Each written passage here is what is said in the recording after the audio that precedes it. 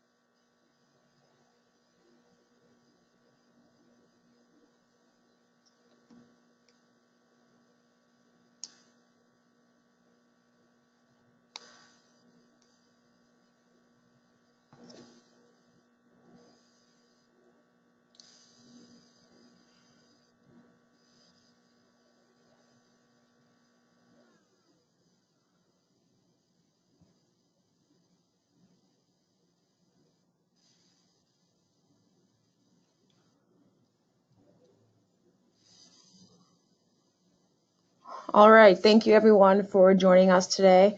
My name is Jordan Summers. I am the Reaching Out MBA Program Manager. We'll be holding our Veterans Day webinar today from military to MBA. We have a great lineup for you. We have a moderator and 4 panelists on the line with us.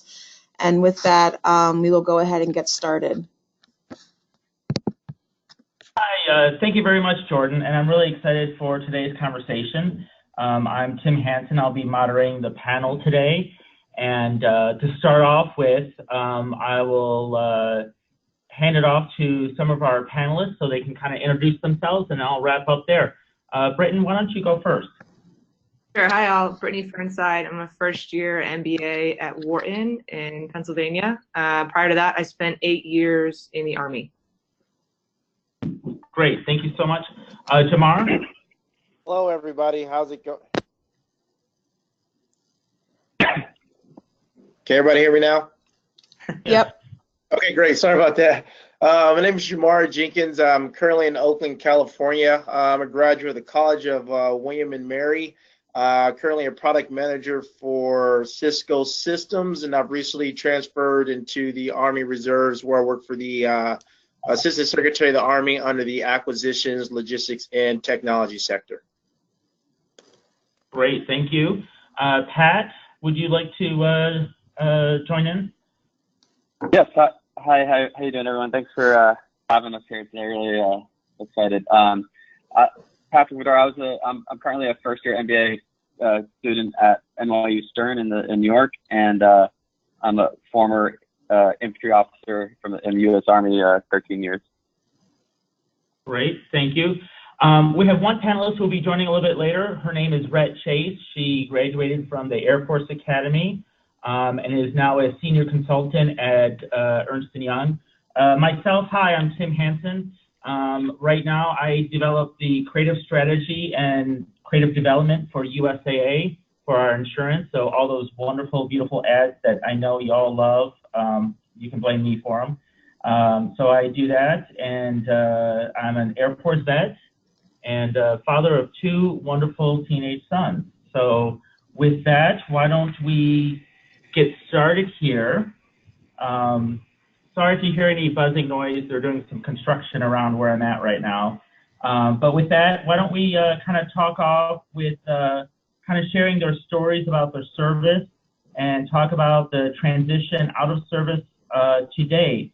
So Brittany, let's start off with you with that. Sure. So I graduated in 2010 from the U.S. Military Academy at West Point as an engineer in the Army. And pretty soon after that, I found a unique program for women at the time called the Cultural Support Team Program. So I went to Afghanistan in 2012 and 2013 as part of that mission. Then when I got back, I switched over to psychological operations, which I think is the Army's terrible way of talking about marketing. And then I finished up my time at Joint Special Operations Command in the information operations realm. So for me, I always knew I was going to do, I think, at least 8 years. And once I got to that point, I figured it was time to sort of reassess. And I had some really supportive leadership that allowed me to sort of pursue that, especially when it came to not only applying for schools, but then also looking for sort of internships in industry as you're transitioning out. So when I figured out finally that I definitely wanted to pursue an MBA, I researched more about the Department of Defense Skill Bridge program, which I know not too many people are familiar with, but what it really does is it allows you in your last 6 months of active duty to go and intern in industry with your leadership support. So I went and interned in a small business out on the West Coast and gained some valuable skills. But again, without that supportive leadership, I don't think it would have been possible at all. And the other organization that I really benefited from in my transition was Service to School. So it's a nonprofit that really just sets veterans and service members that are looking to transition either into the job role or academics mostly, but it sets them up with someone that's already done it. And so you have a mentor that is sort of guiding you and someone you can go to for questions and answers as you're getting ready for test prep, as you're getting ready for applications. And it really just becomes your first touch point into what is it going to look like and who's the community that I'm going to have as I sort of make this transition to the other side. So, yeah. Oh, that's fantastic, and thank you for sharing that. So certainly the the programs do take a little bit of hunting out, but they are certainly there for those transitioning out of the military. Jamar, would you mind if you were to step up next? Yeah, sure, no problem. So I had a very non-traditional route to going about getting my MBA. But I would tell you, similar to Brittany, love the military, love the Army, but definitely wanted to get some different exposures, especially when it comes to the civilian sector. And really, my ultimate goal is to make it hopefully one day to the C-suite of a Fortune 500 company. And so I knew that being in the military would give me the experience and leadership that I needed to make that transition. But the missing gap was, trying to find quality education that allow you to really make that transition, which is really important, kind of school that you go to as you decide to make that transition. So I was active duty in command whenever I got my MBA for William & Mary. It's actually an online program. They just started it. And my company, when I was in command and executive officer, we did something kind of unique where we had a partnership with the College of William & Mary. So I was actually able to get to actually know the people there and the professors there. So it's kind of like a natural transition for me when the opportunity came go ahead and do that. And so I got the MBA, and at that time I kind of wanted to test the waters and see what opportunities was out there. And so I was able, fortunately, to land with Cisco Systems out here in San Jose, California. But additionally, now that I have my MBA, I'm going for my second Master of Science in Business Analytics. So I guess I'm a lifelong learner, and definitely just honored to be able to not only have my MBA and work as a civilian, but also be in the Army Reserve. So I think from this panel, what you'll see is that not only do you have the ability to make a clean exit from the military, but you also have the ability to serve in some capacity in the reserve if that's something that you're able to do, which is get a high quality education, be in the civilian sector, and still serve the country all at the same time.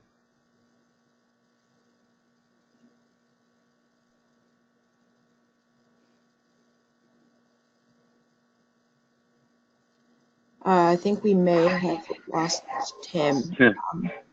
Yeah, Tim. Yeah, we may have. But I think Patrick was. Yeah, I can. So, okay. Yeah, I can jump on. So I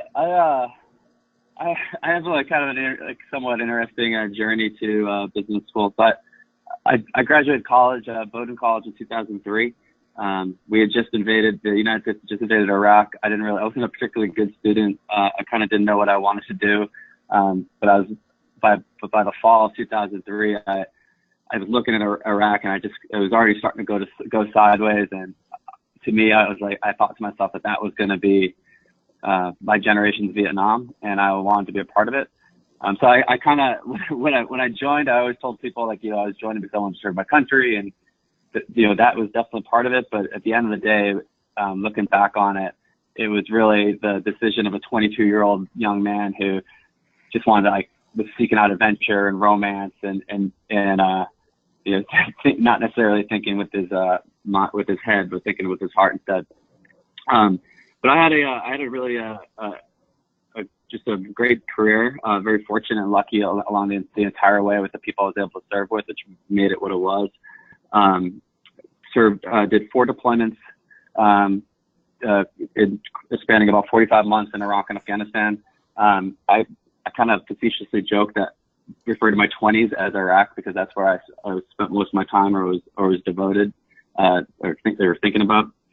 And I was able to do a mix of conventional assignments, and then I also served with the Special Operations Command 75th Ranger Regiment, and I did a year-long secondment to the State Department, and then I finished out my last 2 years in the Army in Europe supporting NATO, which is a really cool assignment. So I had tons of kind of varied experience, which today I didn't really quite appreciate until I got out.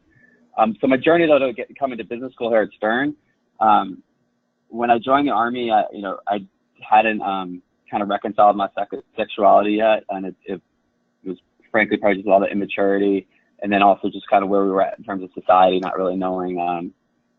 I honestly just didn't really know it was an option. I didn't have much exposure to any LGBT people, but I eventually, during the course of my career, I finally came out. I was supposed to. It was well past don't ask, don't tell. That was repealed. I was actually a company commander in Baghdad when we repealed that policy, which was, and I remember being just so proud about how it just kind of went off without a hitch. But when I finally did come out in 2016, I was a major in serving in Europe, and I was so anticlimactic.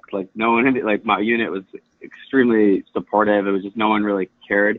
But I made the decision to pursue an MBA because when I took stock of where I was personally, it was going to be difficult to kind of live a life that I wanted to, being in the military still, where I was already on the track where the Army was going to start to really own me, and I was going to be moving every 2 years. I'd never be able to put roots down anywhere. So fortunately, I through a lot of really good friends who had already made the transition to business school, I was able to get some good support that way, and found myself here in New York. Awesome. Thank you very much. Red is up next. Red, I gave you a very brief intro, so if you want to kind of touch base on your further introduction here, that'd be great.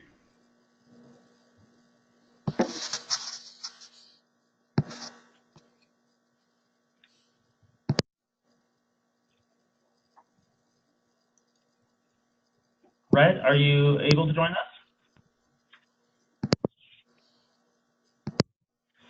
Okay, well, I'll kind of go over myself. I'm Tim Hansen, and like I said, I do the creative strategy and development for USAA Insurance.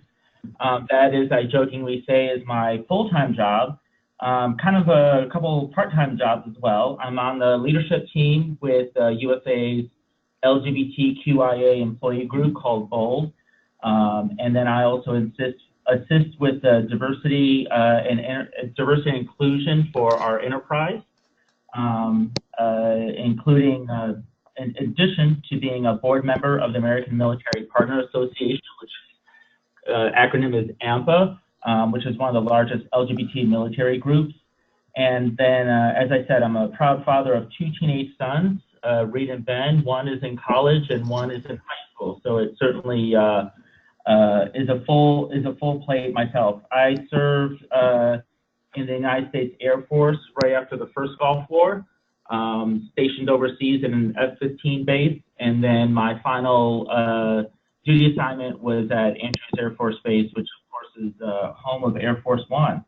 So I got to see a lot of not only the United States and going and PCSing, but then also had the wonderful experience, and as Pat said, being over in NATO, and being a part of NATO, that was a great experience for myself. So I was very pleased to have that. So now we're going to kind of transition into kind of a little bit of discussion panel here, and I'll throw out some of these questions to our group here. So please jump in. One thing, and I know some of y'all kind of touched base on this, is why the military? And if you were to sell someone in the military today, what would you say?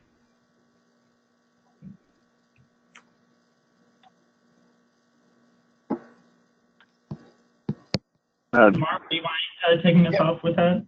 Sure. No, I will. So, the first thing that comes to mind is leadership. And when you think about why the military, so I'm going to assume that my audience is thinking about either pre-MBA or definitely getting the MBA and have the military experience. And so leadership, right? And so a lot of people say, leadership, but I'll tell you, if you're a veteran or if you're thinking about going to the military coupled with the MBA, it's going to set you apart from other candidates in the field in the sense that you have leadership in a way that they don't have, right? I mean, so I've led more people than my boss's boss, you know what I mean? And so that makes a difference. Being able to show that you are someone who's proven is a big deal. So companies are definitely looking for someone who's proven. So I would say number one is leadership. I mean, the second thing that I would say is the life flexibility in the sense of finance, right? And so I've never been a fan of someone taking on, a whole lot of debt, but once you serve, I mean, the military really takes care of you in the sense of you have the Montgomery or the post 9/11 GI Bill, and so that financial burden, I think, is very, very huge, but it allows you to really make decisions from a point of strength, if that makes sense. Like, you're not tied down in debt to where you have to go get this job making X amount of dollars or anything like that. You can really target of what you want to do, what you love, what you're passionate about, without being bogged down by X amount of debt. So those are the two things that I would really consider, the leadership and plus the financial considerations that enable you to really make decisions that's going to be in line where you want to be in life. Awesome, thank you. Pat, would you mind joining in? Yeah, absolutely. So, I mean, I agree with everything Jamar just said, 100% without question. But I will say that I'd be hesitant to advise anyone or recommend anyone joining the military, just because we definitely need people. We need good people. We need talent there for sure, defending our country. But it's like it's not a normal job, right? I mean, we're asking, especially like right now, we still have over 10,000 troops in Afghanistan. We have about 8,000 troops in Iraq, I think.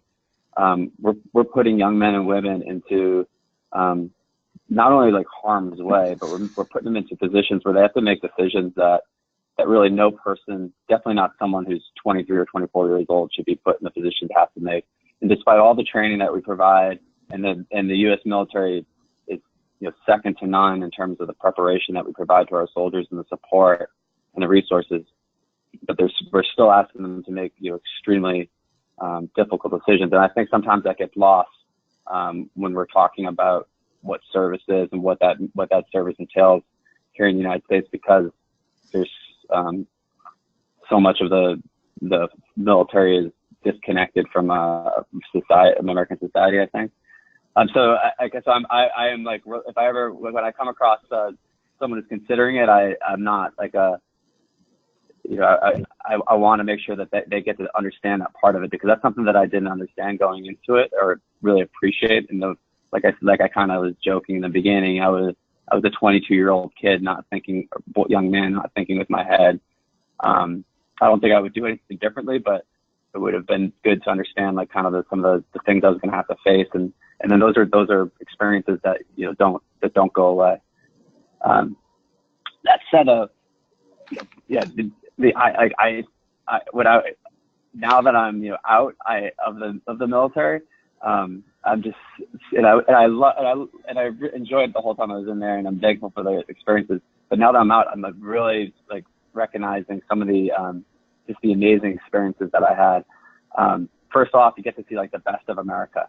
I mean, literally, in basic training, we train our young soldiers to crawl in the mud, like low crawl in the mud while bullets are being shot overhead, so that they experience the crack of bullets like in combat. And then that's what we're expecting them to do in combat. So you get to see the absolute best of America. And something else which I did not appreciate until after I got out of the service was you get to like really see all of America. Because the military really, there's this misconception, I think sometimes I would say, it's like everyone in the military is from Texas, or they're all like Midwestern, or they're more conservative. And that's not my experience at all. I think the U.S. military is very representative of the U.S. society. And it's one of the few institutions in America where the quote unquote like white collar or the officers interact hand in hand, day in and day out, side by side with like the blue collars and the work of the enlisted non-commissioned officers. And so now I'm here at business school, and I realize like I know someone from every single state in the United States. I know people. I've had to work with people from every single color and religion, and that you can, and like socioeconomic background. And that's been such an advantage and gift that I just did not even appreciate when I was there in the service, now compared to my classmates here at Stern. So, and then everything that Jamar said too as well certainly is a benefit. But yeah.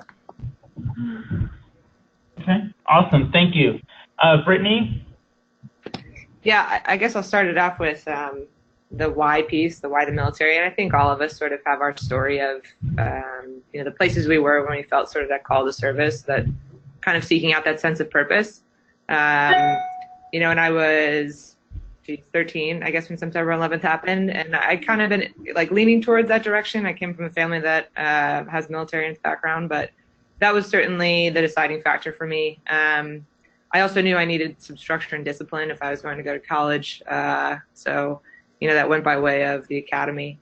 But I appreciated my military experience, and I wholeheartedly agree with Pat that sometimes I think you're putting 22-year-olds in these positions that they're not quite ready for yet. You're expecting a lot of them, especially in roles in combat, and just leadership in general, and kind of some of the social problems that as an officer in the military, especially in the Army, you're dealing with on a day-to-day basis. But from that, I think you certainly, like Jamar mentioned, you learn leadership lessons. You learn teamwork immediately because you're relying on that person to your right and left. And I think above anything else, you learn that adaptability piece because you have to be able to function in some pretty incredible environments. And so now, as you make that transition of business school, I think that's how that kind of sets you apart a little bit from your peers. Is you sort of fall into this role where, hey, conflict, consequence management. I mean, what seems to be a problem here is certainly not something that you haven't faced before. And so I think you're well suited in that you can deal with really whatever they put on your plate. And it's a different challenge, it's a wholeheartedly different challenge when you're at business school, just juggling all of the extra pieces that you never really had to deal with in the military. That ultimate goal of how is this going to better me and better the people around me. But I think certainly my time in the Army set me up to be able to make that transition. And above anything else, like Jamar mentioned, the leadership and teamwork piece has been really paramount since I've been here. I want to pull on that thread a little bit regarding what is put on your plate, because we all have coworkers that certainly were not in the military, and it just, at least from my experience, and I know this is I'm a focus group of one here, but it seems to be that those who serve, when things get hot, tend to they keep their cool, while your counterparts who didn't serve are kind of running with the proverbial chicken with their head cut off. And do you ever find that in your line?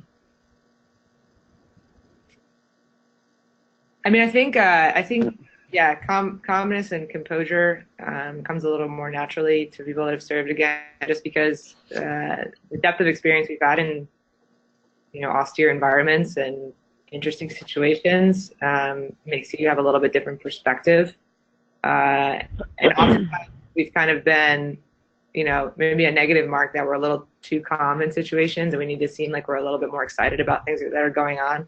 But I wouldn't say that across the board, my peers haven't dealt with, it's just different, it's just different. That's to say that, my peers over in consulting or investment banking, I mean, they had pressures, the likes that I've never been able to relate to.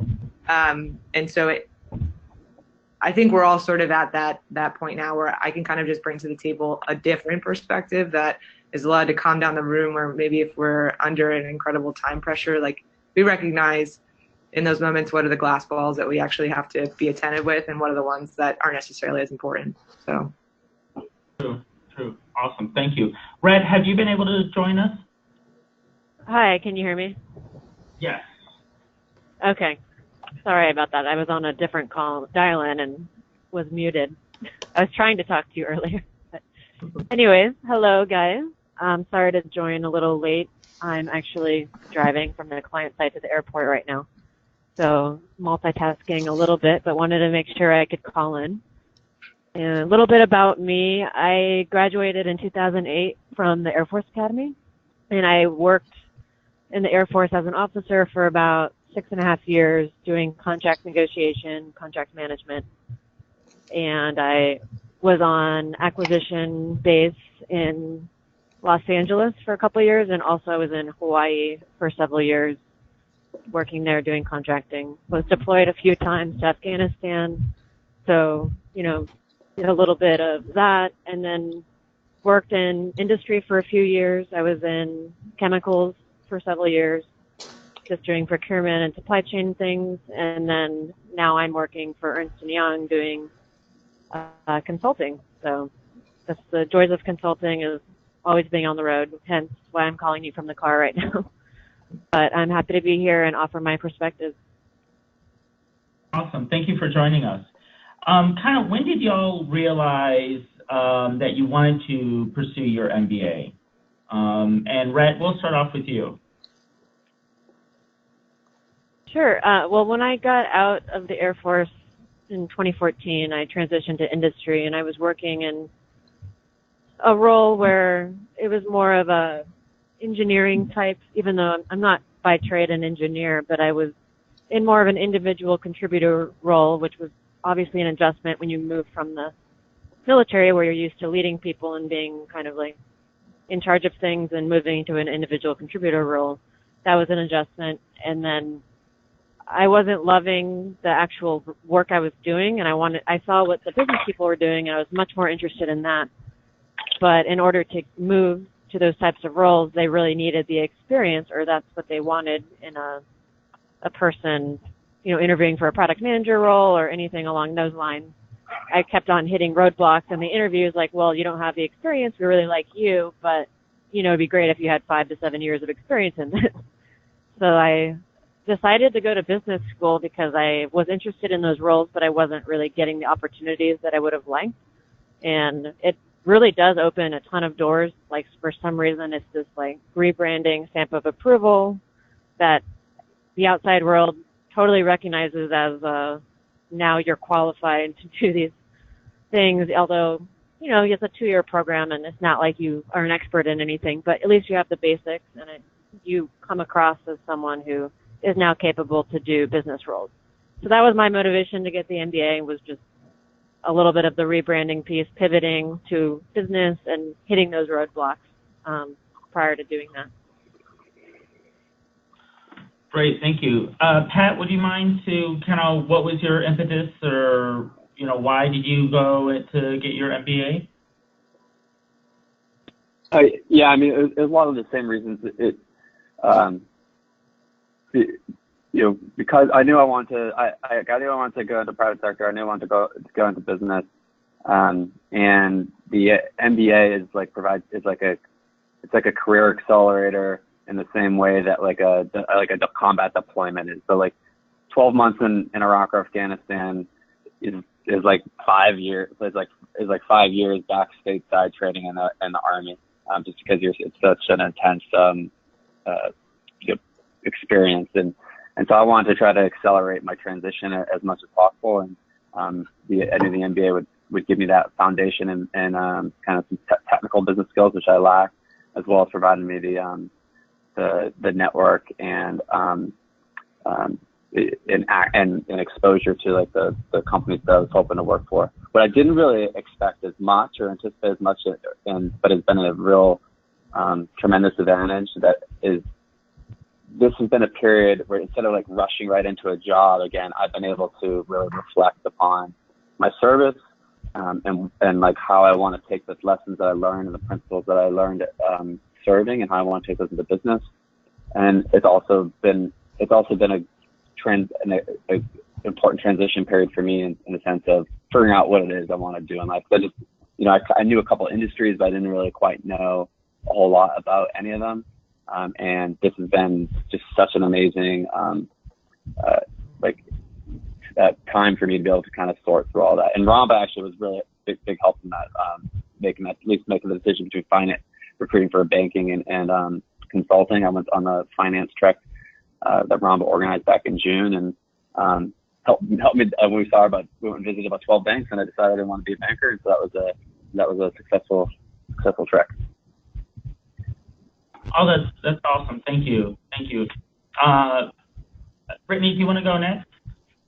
Yeah, sure. I mean, I'll echo a lot of what Pat said, I think, and Red as well. I think for me, it was when I knew I definitely wanted to make that pivot, that transition, either into industry right away or go and pursue my MBA and give myself a little bit more time to figure out kind of what I was passionate about or what I wanted to do or what I was even interested in. And so I think through that SkillBridge program that I mentioned, it was a great opportunity for me just to get out into the world for those 6 months. It was nice. I'm an intern. I'm still getting a paycheck from the Army. And so people are definitely more willing to take you onto the team when they don't have to give you a salary.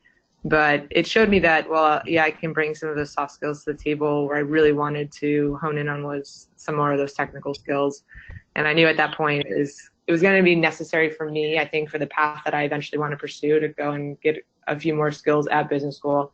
And directly to what Red mentioned, I mean, you're getting breadth, certainly not depth, maybe depth in some areas. I don't know. I don't expect to come out of here like proficient in a bunch of programming language and ready to go and conquer the world. But it'll definitely prepare me a lot more. And I think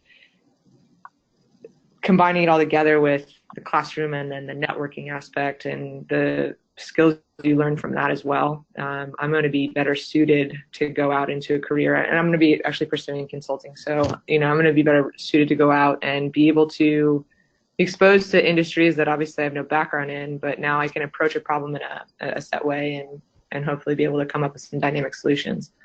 So yeah, it was clear to me, really, it was that internship that solidified that I knew I needed to go back to school.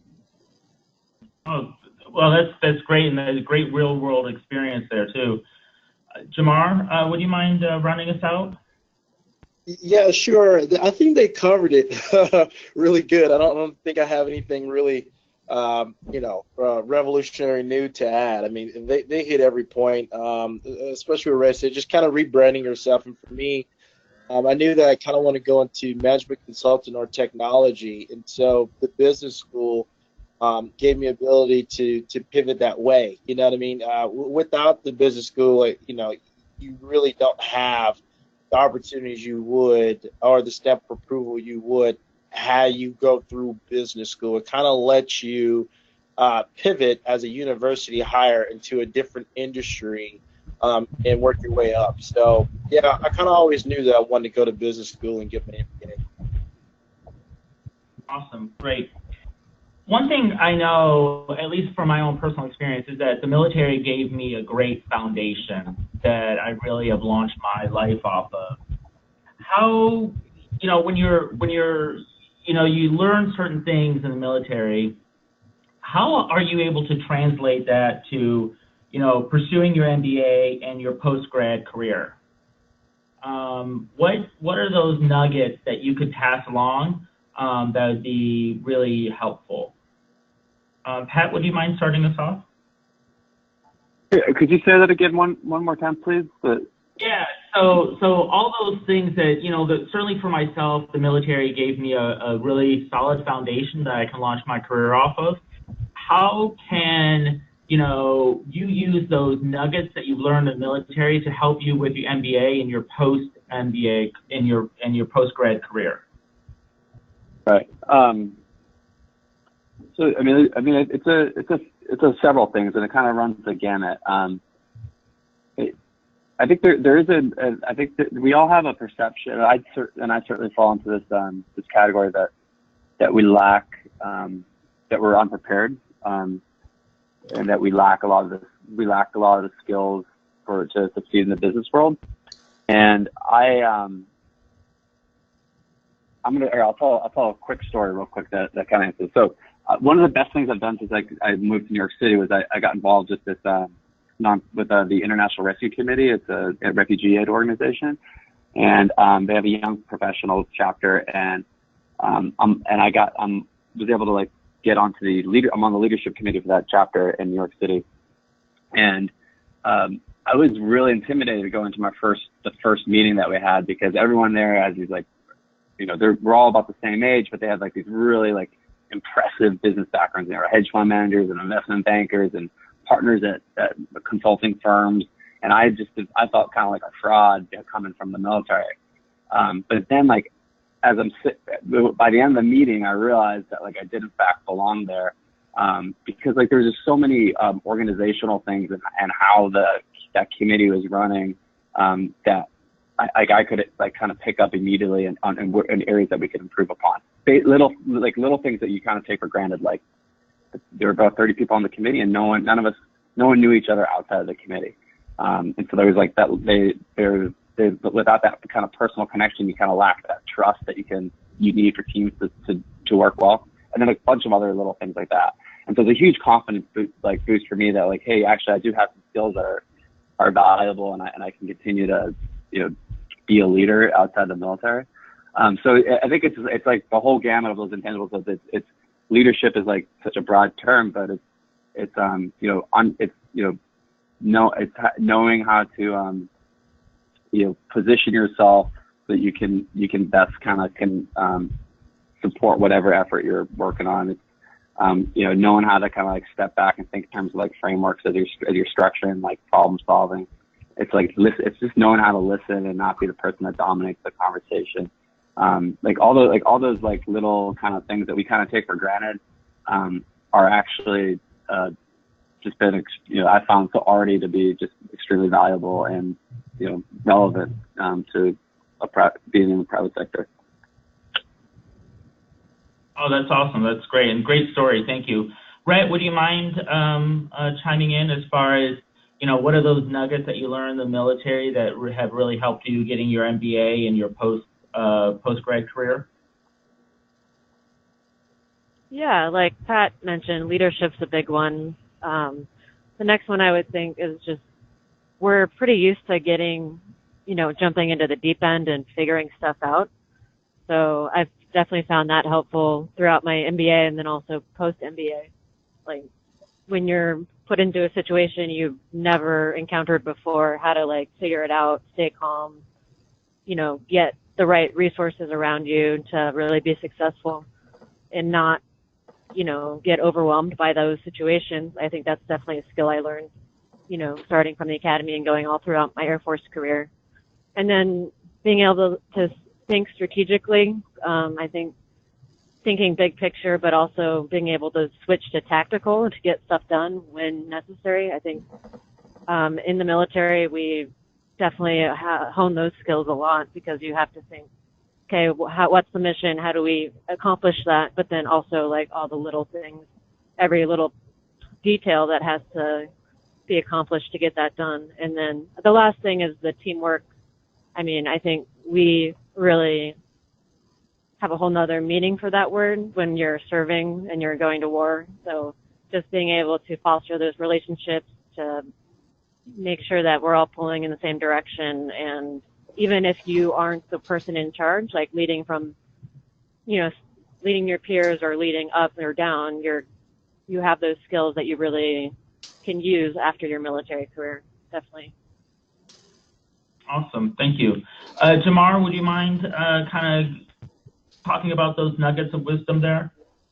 Yeah, sure. No, Patrick and Red, they made some great points right there. To go more along the lines of what Patrick said, I think there's three things he really hit on that are huge. And so for me, the first nugget is structure, right? And so I think as being in the military and being trained for the years that we did, whatever we did, we kind of had a structure. Whether it was an op order, where it was a meeting, there was an agenda. You'll be surprised how you'll end up in some companies that just move so fast. And really what you need to do is kind of grab it by the horn and put some structure around it, right? Start defining some things so what's going on. For example, I was thrown into a project that was kind of all over the place and was really able to succeed really quick just by putting structure around it, right? So that's as simple as, in the military, we love red, yellow, green, right? And so putting the tasks out there, putting some structure, putting a timeline on it, kind of like PMP principles,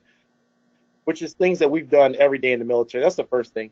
The second thing is preparation, right? Before we go to any meeting or any brief, we really come there with, okay, what is my boss? Who is my audience?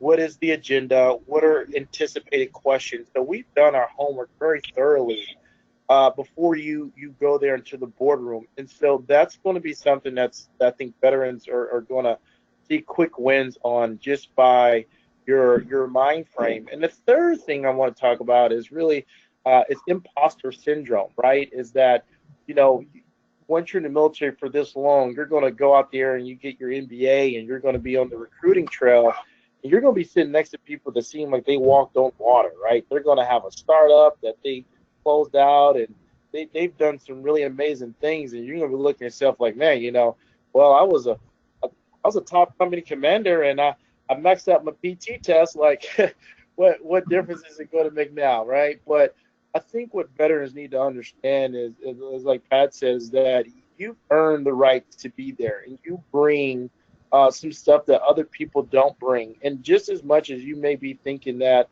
and I don't want to, say that you're intimidated by somebody but they're pretty much intimidated by you because they're going to be like, man, this person, this guy, this girl has a top-notch MBA. On top of that, they serve the country. They've done these amazing things. And so, once you get to the table, get there and own it, right? And make your presence known. Don't be scared to speak up and all that, because I'm glad Pat talked about it, because I think for veterans, I think we've all had that moment in the civilian sector where we first get there and we're like, uh-oh, like, what am I doing? Am I supposed to be here? Like, you know, they don't look at teamwork the way I do.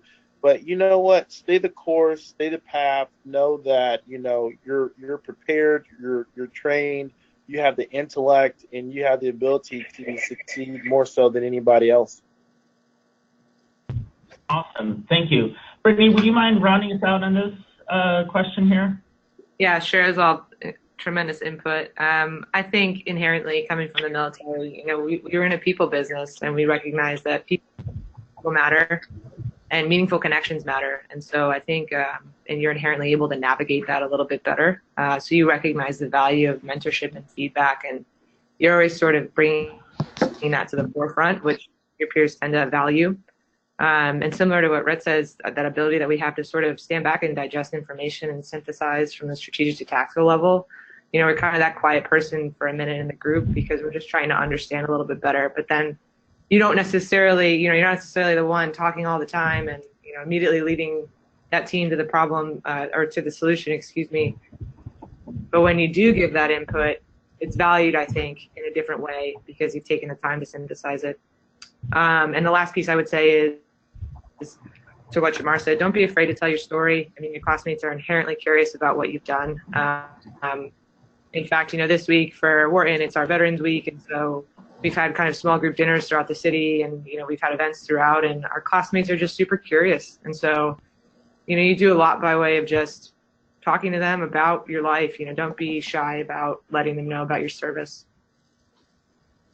Awesome. Thank you. Well, one question that I have, and certainly with the audience, is how can we offer support to the LGBTQ veterans? You know, whether they be certainly enlisted or officer, but now that y'all are advancing in your careers, how can we offer that mentorship and kind of help pull them up, much as y'all have had that help? Jamar, what do you think about that? I think that's a great question, right? And so I say affinity groups within these organizations, right? And so organizations such as RAMBA and having a vets group like we do right now within RAMBA, right? And so that allows you to meet these one-on-one connections with other LGBTQ veterans and allow you to help them out. Because I tell you, just through RAMBA and the vets that I know through RAMBA, it's such a close, tight-knit group of guys who will help out, will go absolutely to bat for anyone. And then, you know, and I work in technology, but I know friends all over, and, you know, and we help anyone, you know, we help out across our whole network. So to what Brittany said earlier, I would challenge people who are, you know, LGBTQ and all that kind of stuff, get out and be known, right? Like, make yourself known. You know, everyone's in a different place. I understand that, but they're reach out. You know what I mean? I think we're definitely out there. You know, whether it's through this webinar or whether it's through other groups at your school, get involved in the LGBTQ group, get involved within the veteran group, and just make yourself known. Awesome. Does anyone have anything else to add to what Jamar had said? I would just add, like, even after you graduate from your MBA, like, continue to stay involved with the community and foster those connections, because I know RAMBA is great, everyone's super involved, but, like, you know, once you graduate, you know, lives happen, but just making the effort to stay connected to the community and stay involved. That's awesome. Thank you. Thank you. Well, now I kind of want to talk about something that's very near and dear to my heart, which is USAA. So I had been a member of USAA for, gosh, 20 years. I've been an employee now for 6. And, you know, I was kind of like a little nervous because you kind of peek behind the curtain, right, of Oz, where as a member, I always would call in and get this, you know, great service, and now I'm one of the team that puts that great service out there. But I have really fallen in love with working for this company, and I'm very proud of what USAA does. Certainly, to kind of give you some aspects there. So we have our LGBTQIA employee group, which is around 3,500 employees belong to that enterprise-wide. So it's a very robust, we call them DBGs here, diversity business groups. So it's a very robust group, and we get tremendous amount of support from the enterprise. Our previous exec sponsor was a tremendous ally, retired Major General Jason Camilla. So he was one of our sponsors, and now he's moved on to become the Chief Diversity Officer for USAA. And now we have retired Command Chief Master Sergeant Tony Bishop, another great ally for us. But certainly we have a very large and robust group here. There's around 13 or 14 diversity business groups here at USAA, so kind of something for everyone out there, really. We celebrate, in many different ways, not only in things like Pride. And for us, Pride starts in March with Tampa and kind of rolls all the way through the year until, I think, September. So we do Pride in Tampa and Phoenix and San Antonio and Norfolk. And then we're looking to Dallas and Austin as well. Basically, wherever we have a significant office, we have some sort of celebration of Pride. So that is, really a nationwide experience there. Another thing that, makes me very glad to work for USAA is we do have a 100% rating with the Human Rights Campaign, the Corporate Equality Index. So, it's a best place to work. But in addition, we have a very pro-trans policy here. I remember one of my coworkers she's up in Plano now, but when she called USAA, she's a veteran, and she called USAA to talk about transitioning. She was so impressed by how she was treated, she became an employee. And, still employed to this day and still very much happy with that decision. So, it's something that we take very seriously here at USAA, and it's something that we really cherish that. And it is, having that 100% with the HRC rating is a bragging point with our CEO. Whenever he's talking about diversity and inclusion, he will bring that up typically. So it's something that is really ingrained in our DNA here at USAA, because we need to represent our members. We need to be a mirror of our members. And that's why we have, about 30% of our employee base are either veterans, active, or Guard, Reserve, or their spouses. And, we get preferential hiring for veterans and spouses and Guard Reserve as well. So that's something that is very rewarding. One thing also is that I'm the primary point of contact, as I mentioned, for the American Military Partners Association. They are our LGBT military group. They have around 55,000 members there, and they really assist with active duty veterans and their families for LGBT matters. So it's something that is a very robust group that I'm very pleased to be a part of. So with that, I kind of want to open it up to any of the questions that we have, and anything that is out there that we want to discuss. If you have any questions, feel free to use the question panes that we have on the dashboard.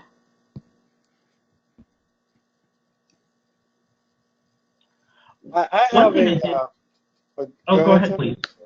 Go ahead. I was going to ask everyone else. I think another part of my consideration to get my MBA and be where I'm at today is that I kind of felt that it was hard for me to have a non-traditional family in the military, right? Because we move around every 2 years, and it's just really kind of hard to foster, if you will, at least for me. And everyone can talk to this on their own if they want to. I'm just kind of curious to your thoughts.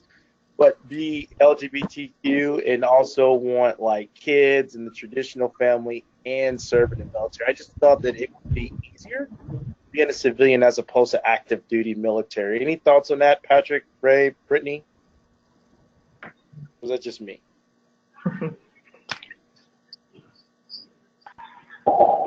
I mean, go ahead, Pat.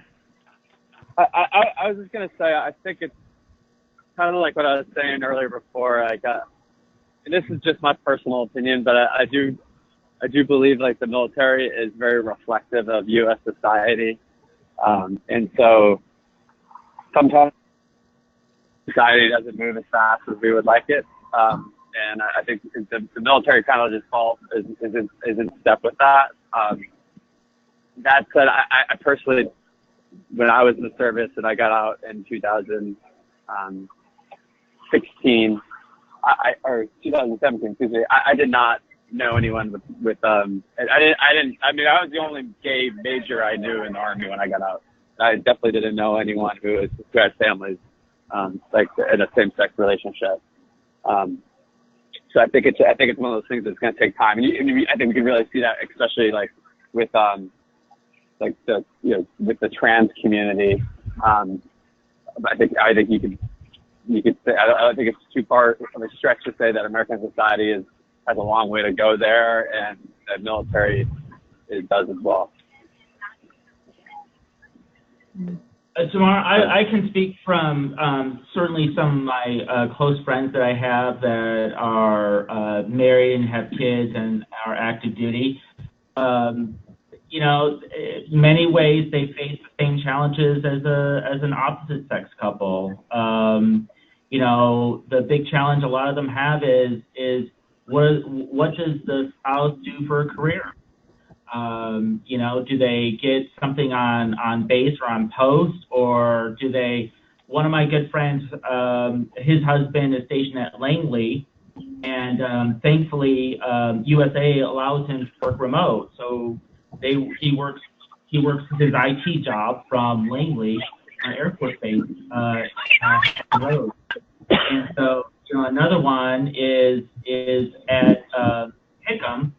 And unfortunately, she has to get up at like 3:30, 4 o'clock in the morning to work our hours. But again, her spouse is active duty and able to have that career. So a lot of times it is the career aspect that I notice. As far as, raising kids and whatnot, I haven't really heard of any of that. It's certainly getting much more accepted. I will say that anecdotally, I know that having the same-sex marriage and family, and I will say this is only anecdotally, tends to be more accepted in the officer corps than it is in the enlisted corps, as far as what I've heard. And I don't know if that's something that you all have seen yourself.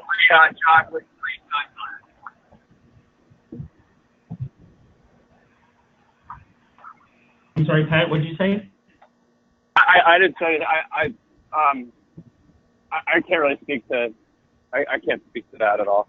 So I could only anecdotal stuff as well.